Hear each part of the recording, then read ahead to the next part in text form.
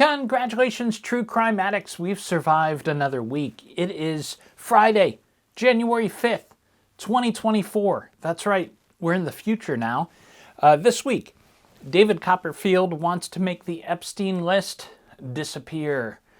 And what is cyber kidnapping? And Gypsy Rose is free. All this and more. Stay tuned. Yes, super excited. We are all pumped to have James Renner. James Renner on. That James Renner has zeroed in on. James Renner once again drops a bombshell. Investigative journalist, reporter James Renner, who's been on the podcast, longtime friend of mine. And welcome back to True Crime This Week with me, your host, James Renner. Thanks for returning. It's a whole new year, whole new season, season 4. Can you believe that already? Not that we've been doing this 4 years. Season 1 was like, it started in October, then it was over in November or December. Anyways, it sounds like we've been around longer than we have, but anyways, here we are.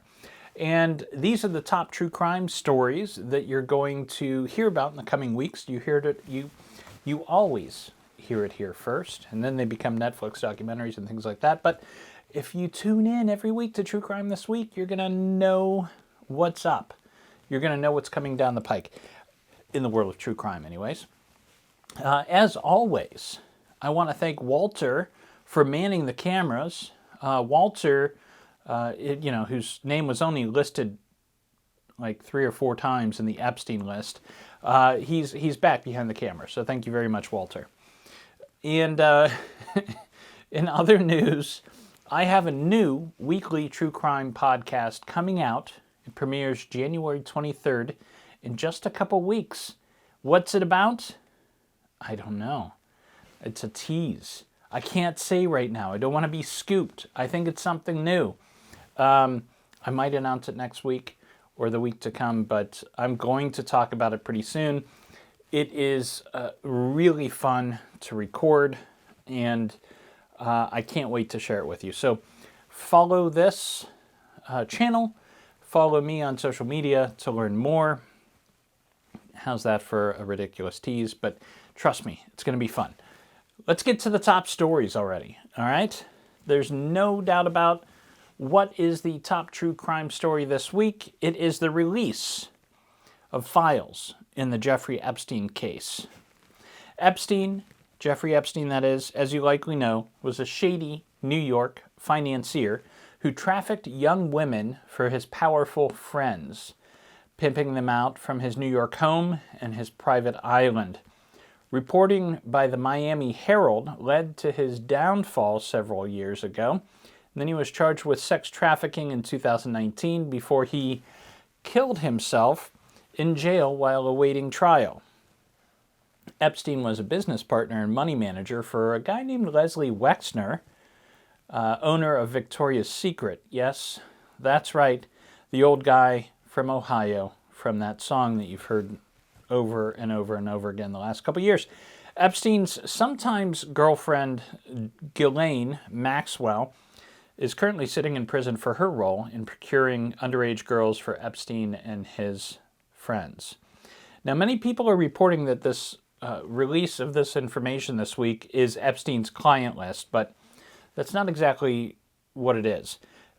This is not a list from like Epstein's black book, but it's a list of names that came up in a civil defamation suit between Virginia Giuffre and Ghislaine Maxwell.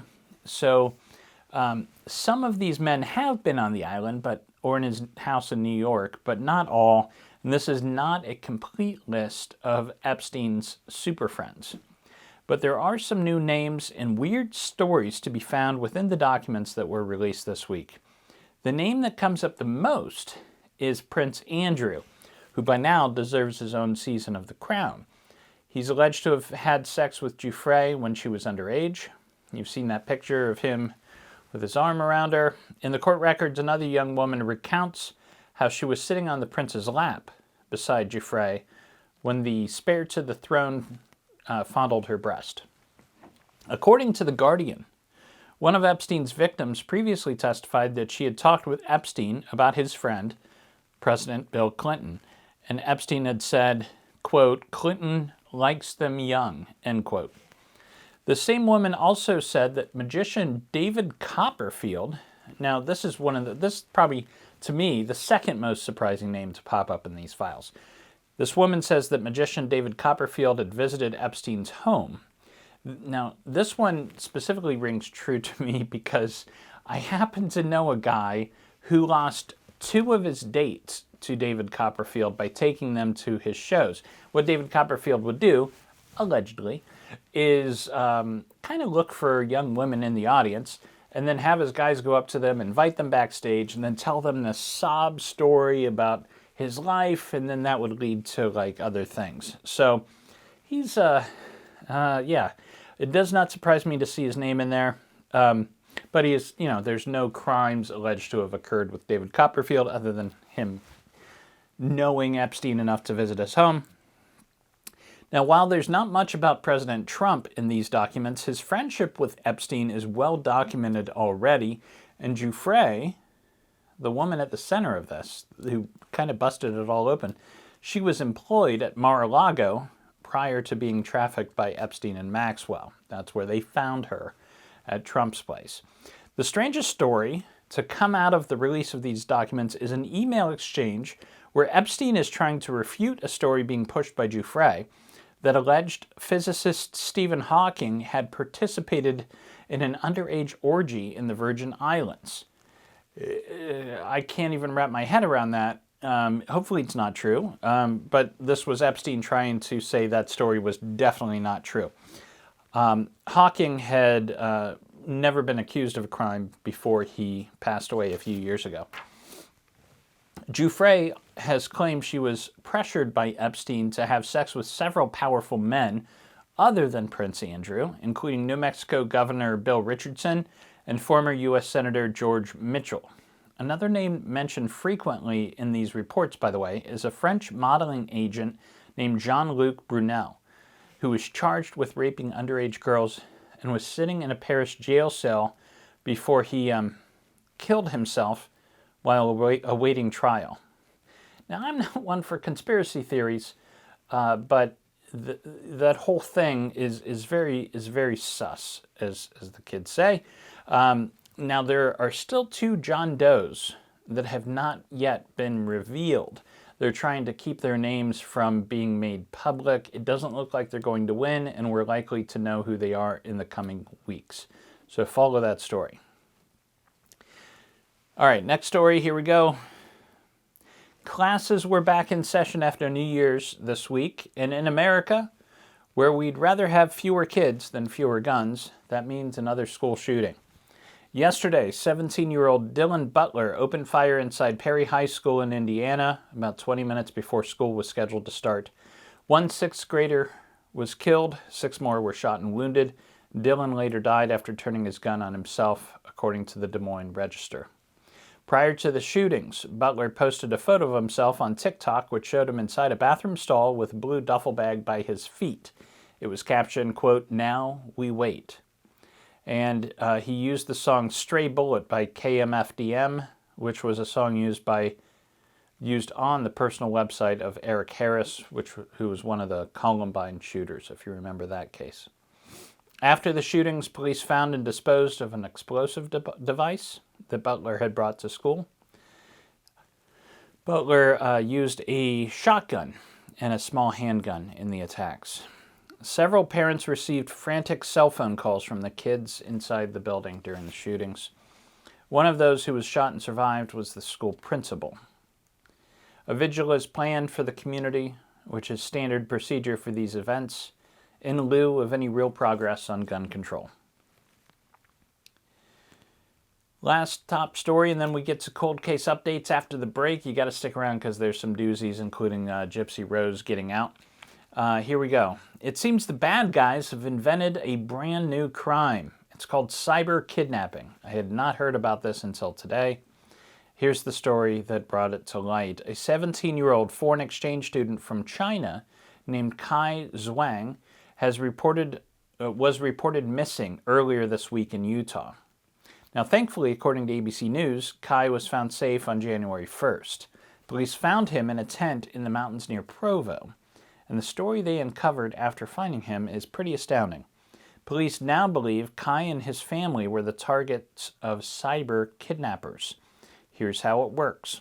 Cyber criminals allegedly reached out to Kai online and convinced him that his family back home in China was in imminent danger and they would be hurt if he didn't do exactly what they told him to do, which was to isolate himself and to send pictures back that made it look like Kai had been kidnapped. The criminals then sent those photos to Kai's family back in China and demanded they pay a ransom in exchange for his release. To them, it appeared that Kai had actually been kidnapped, so they paid. Eventually, the police were contacted and were able to locate Kai and reunite him with his host family here in America. He was quite cold and upset and asked for a cheeseburger on the way home. So this is a brand new kind of crime here where the perpetrators remain anonymous through the whole thing. And if they're using VPNs, it's very hard to track them. This is a very disturbing new crime and probably will only get worse because soon with the advent of AI, you're not going to need that first part where you have to convince the kid to go and isolate himself and take pictures and send them back. You'll be able to create those pictures, manufacture them, and they will be convincing. So new technology means new crimes, and we're here to report on it, I guess. So those are the top stories for the first week of 2024. But stay tuned. After the break, I want to talk to you about Gypsy Rose Blanchard. Michael Skakel is back in the news. The Martha Moxley case will never die. And you're going to want to hear about a serial killer's deathbed confession. All this and more. I'll be back in 2 and 2. Please hang up and try again. And we're back with Anne of Green Gables, starring Megan Follows. So Gypsy Rose Blanchard was freed this week. She was released from prison in time to celebrate the new year, according to the Associated Press. Now, you'll remember Gypsy Rose Blanchard. She was the young Missouri woman who was the victim of her mother's rampant Munchausen by proxy syndrome for many years. She was forced to pretend she suffered from leukemia and MS until Blanchard convinced her online boyfriend to kill her mom in 2015. In exchange for pleading guilty in 2016, Blanchard received 10 years in prison. She was released early. I think she served about 85% of her sentence. Her former boyfriend, Nicholas Godejohn, remains behind bars, serving a life sentence for that murder, even though it seems the mother was the real monster here. And Blanchard also says she talked him into it. Now, interestingly, the boyfriend's attorney claims the young man is autistic and was manipulated by Blanchard. Blanchard became well known in true crime circles after being featured in TV miniseries. I'm sure you've seen some of them. During the time she was in her mother's care, Blanchard was forced to use a feeding tube she didn't need. Her mother also used community support for her sick daughter to get tickets to places like Disney and a free home. By the time of the murder, Blanchard was unaware of how old she really was. Police records noted her age as 19 before they learned she was actually 23. So Blanchard's now free. She was able to celebrate New Year's Eve with her husband. What a strange, strange case. Remember Martha Moxley? This is that story that won't go away. It's a murder in Connecticut, based on the book Murder in Greenwich, right? By that cop from the OJ case.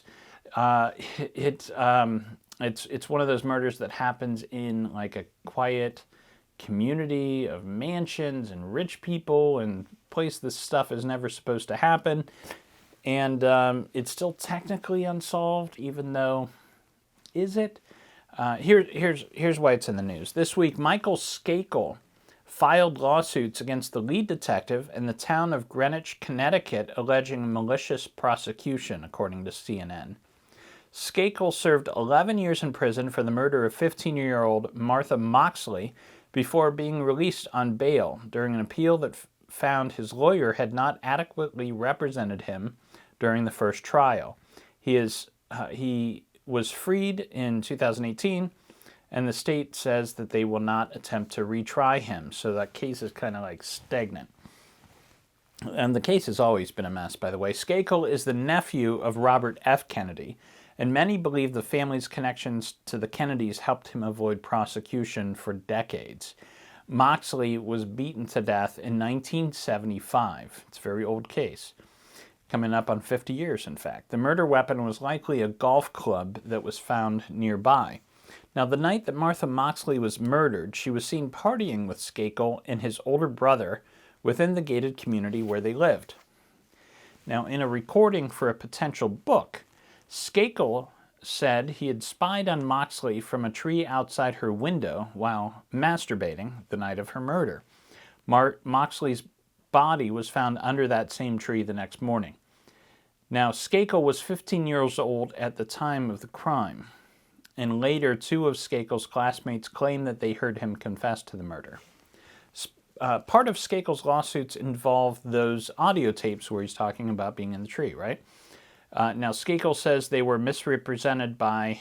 those tapes were misrepresented by prosecutors at trial. Now, apparently the detective who confiscated the tapes never had proper subpoenas to do so, and now, of course, the police claim the tapes have been lost. So, expect to hear more about those lawsuits in the weeks to come. Theo Langyel, founding member of the band Mr. Bungle, was arrested this week and charged with the murder of his girlfriend Alice Herman, according to Fox News. Herman was last seen on December 3rd, and her family reported her missing December 12th. Police found her car parked in front of Langyel's house, and when they went to talk to him, he refused to cooperate. A body matching Herman's description was found in a California park just before Langyel was arrested. Now, Langyel played the sax in this experimental band from the 80s called Mr. Bungle.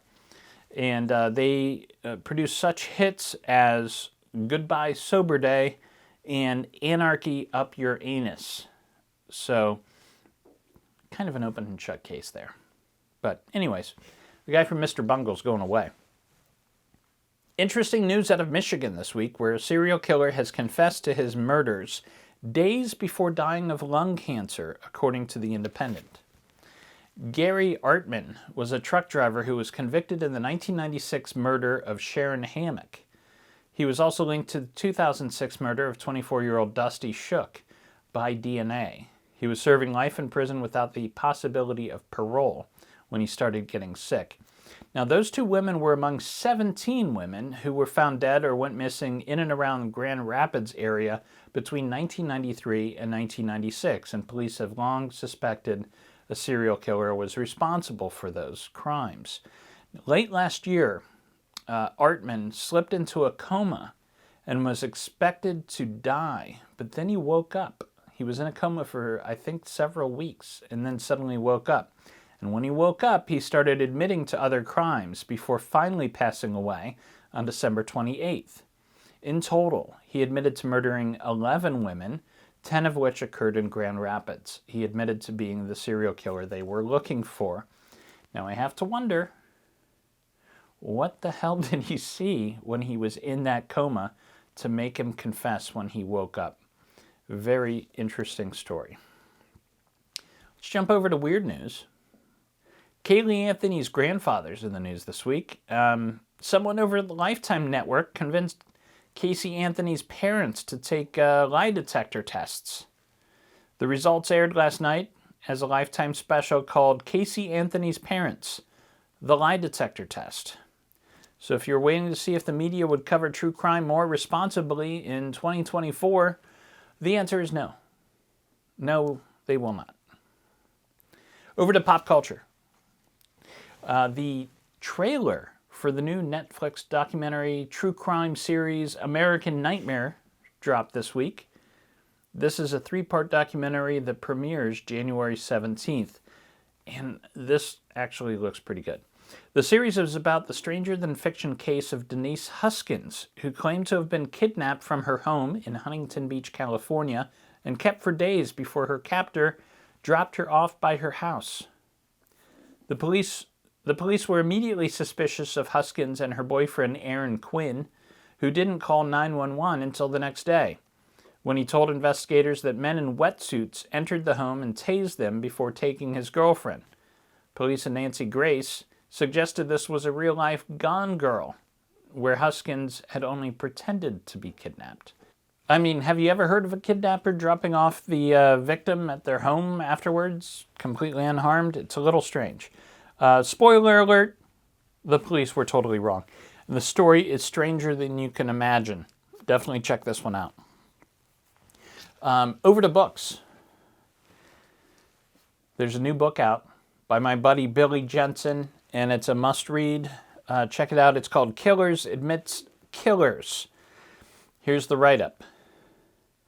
In Chase Darkness with me, readers and listeners learn Billy Jensen's journalist origin story, his struggles, his call to adventure, and his success in solving murders. In Killers Amidst Killers, readers will ride shotgun with Jensen as he takes on serial killers who are walking among us and planning their next moves in real time. The facts are not in old police reports and faded photos. They unfold before our eyes on the page. Our story begins in 2017 when two young women, best friends, Danielle and Lindsay, go missing in Columbus, Ohio within weeks of each other. Their bodies are found soon afterwards. As Jensen investigates Danielle and Lindsay's cases, he comes across other missing and murdered women, and before long he uncovers 18 of them, all unsolved, and no one was talking about it. These are not women who were raised in the street. They got hooked on pills. The pills were taken away. Then they got hooked on heroin. And when the money is gone, they have to sell themselves. It happens very quick. Throughout his investigations, with the help of experts, Jensen identifies serial killers in Cleveland and Columbus. Why there? Because it's easy. Sharks go where the swimmers are. That is what happens at Danielle and Lindsay, but serial killers murdering sex workers in the 20th century will get 45 seconds on the news and then disappear in the wind. Jensen hunts these predators to bring peace to the victims' suffering families while putting a spotlight on a system that is leaving hundreds of thousands of bodies in its wake. All right, that's the show for tonight, and it is the weekend, so go out and celebrate. And in the words of the incomparable Murray Saul, the godfather of Cleveland radio, that means we gotta